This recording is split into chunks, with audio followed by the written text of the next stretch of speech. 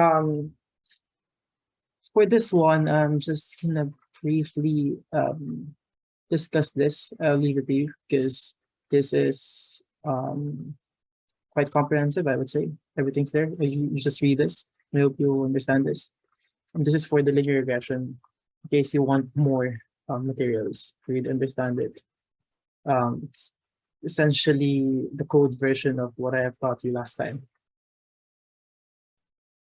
Well, some of it, of course. The other parts I have given it as a homework for you guys. Okay, so linear logistic regression. I'm gonna send. No.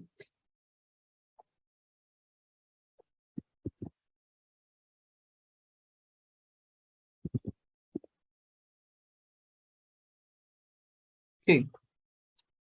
So as usual, you import the necessary stuff standard. This is for the analytical solution. The code that I have here is for the analytical solution. So yeah, you add bias, you do the normal equation, then predict. We did not really discuss this in much detail in the previous session because we focus on gradient descent. But if you want to really implement on your own, you could go ahead. It's really straightforward. I have the answers here. Here's the equation. If you want the proof again, you start with this equation and then you end up with this. Yeah, you just read this if you want to derive. This is the final equation. We're trying to get the best data value, and this is what we need. So we have x transpose x is to -1 x transpose then times y. The inverse is the inverse. So just a few. We already have x, that's the input, and then there's y. So you could try to implement this on your own. I've already given the template. The answer is also there if you want, but yeah, you can practice using this code. Try to implement it on your own first before looking at the answers I've provided below, somewhere here. Yeah, it's hidden, but up to you if you want to look at it. So just 2 lines, and then you replace that, and then, yeah, you will get the answer. This is the solution for R squared. Just copy pasted it. So if you actually use the linear regression implementation in Scalar, it is this behind the scenes, more or less. This is my own implementation, but I would guess this is pretty much the same as that. I follow the template of Scalar. You have fit, predict, and score. I believe there's score. We'll check again. But so given that, I try to implement everything.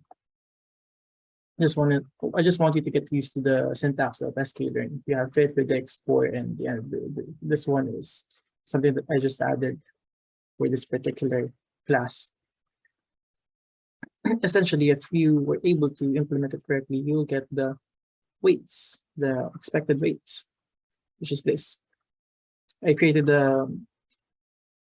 all this a synthetic data here, and then I just wanted to, where is that? Get this line. So we have the data points here, and then I want to get this data value or this line given that data set. So I ended up with that, as you can see. So what is the original equation? We have 0.5 times x plus bias, and the bias that we have is 5. That is the original one that I used for the synthetic data set. And then there's some noise, so we ended up with this. And then we use the our implementation of linear regression, the OLS approach, ordinary least squares. And as you can see, it was able to approximate that. Almost 5 and then almost 0.5. This is the bias, this is the weight.